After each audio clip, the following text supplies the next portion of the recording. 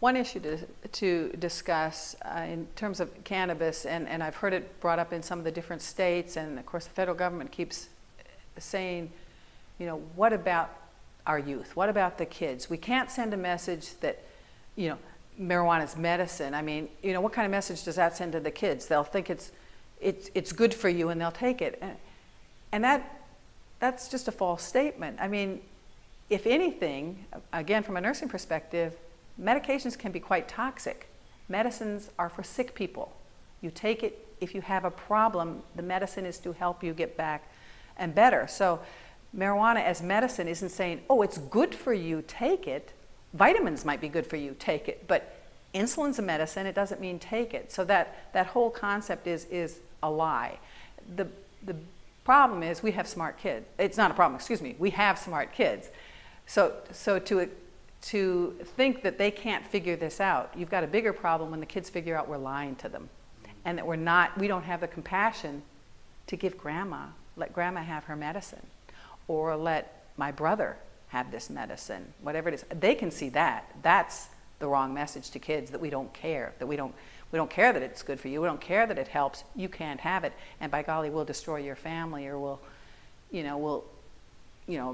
put you in prison, take the kids away, you know, whatever it may be for you violating this law. That's the wrong message. You know, from a kids right now today, what we're seeing is epidemic problems with prescription drugs. Kids are dying, they're getting a hold of it from mom and dad's medicine cabinet, or they're getting it online, or somehow, you know, convincing some docs to give it to them, you know, making up something, whatever, but they're taking prescription drugs, mostly opiates, but sometimes adding your Valium or Ativan, you know, just mixing pills and killing themselves. And a lot of that is because they're not taught. Our focus in the war on drugs is there are good drugs and bad drugs, and that's stupid. You know, drugs can't be good or bad. It's more of an issue of how they're used. And patients, all patients, kids especially, need to understand how to use a medicine, how to use any kind of drug. That if you're going to use it, you have to understand how it's going to work, and if, you know, how is it going to affect you, and what dose should you take, and can you mix it with anything. And so once they have a good understanding there, they'll make better decisions. But to just decide that medicine's good or bad that's just not how it works. Something might be bad for you, but very good for me. It's all about education. You know, just think of penicillin. You're allergic to it, it'll kill you. Might be life-saving for someone else, you know, with a pneumonia or something. So yeah, it's all about that. I want to say one more thing about the conferences. Clearly, education is the theme. I mean, it's the primary purpose of getting good science out and usable science for clinicians to take and apply in their practice. But the other thing is getting all these people together, they network. And in so doing, I feel real proud. I think there's two little side things that have developed. I shouldn't call them little, I guess. But the American Academy of Cannabinoid Medicine, AACM, has been formed by a lot of the physicians coming to the conference. And they're realizing that with this endocannabinoid system and with all the ways that cannabis can be useful to patients, that's a specialty. It's a huge body of knowledge. It's a specialty in and of itself. And so they've gotten together and looking at cannabinoid medicine, the use of cannabinoids in modern medicine.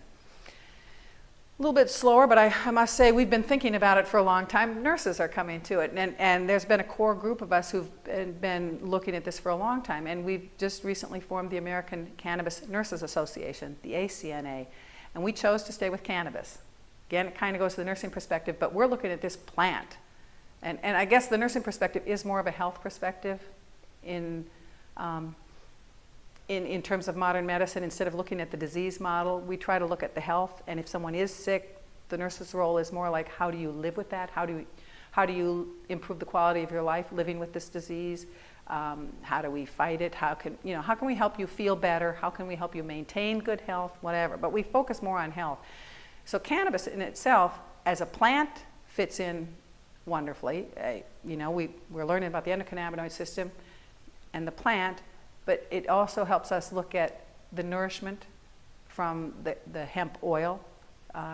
The cannabis plant itself, the oil that it gives is one of the best oils we can eat, and it will surpass flaxseed oil or olive oil in terms of getting your essential fatty acids.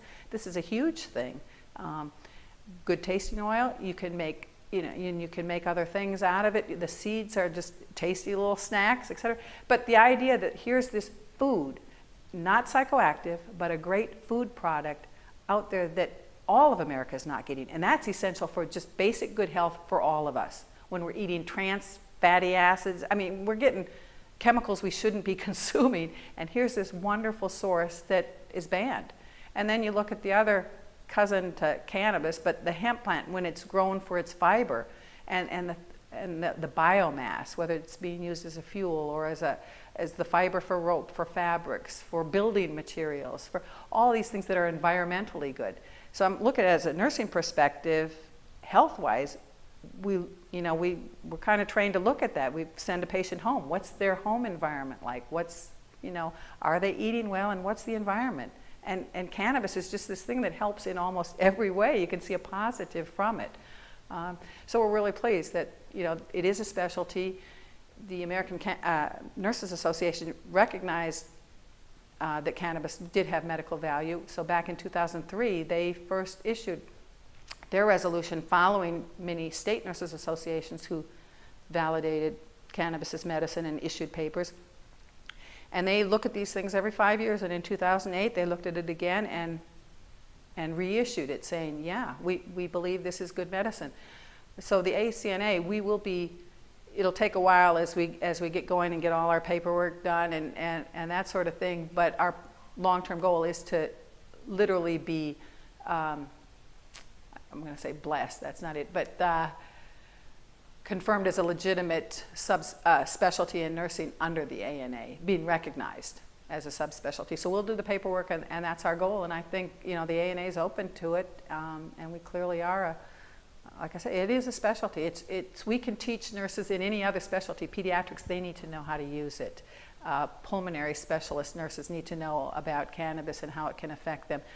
Endocrinology, dealing with patients who have diabetes, maybe they need to know about this. The pain clinics, we can just help in almost every other specialty of nursing to bring the knowledge of cannabis to them to help them improve their practice.